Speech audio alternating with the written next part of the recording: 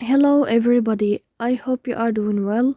Today we will talk about how to fix or how to solve the problem of American Airlines weekly on settings.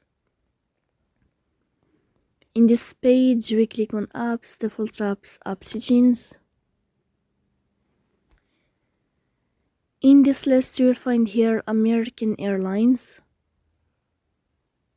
Then in this page of app info we click on first stop and you will click OK. Here you will enter to storage.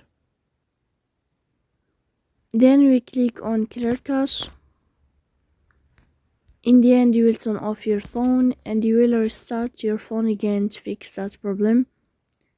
So that's all. Don't forget to support us by like and subscribe. See you next time and thank you for your watching and your attention.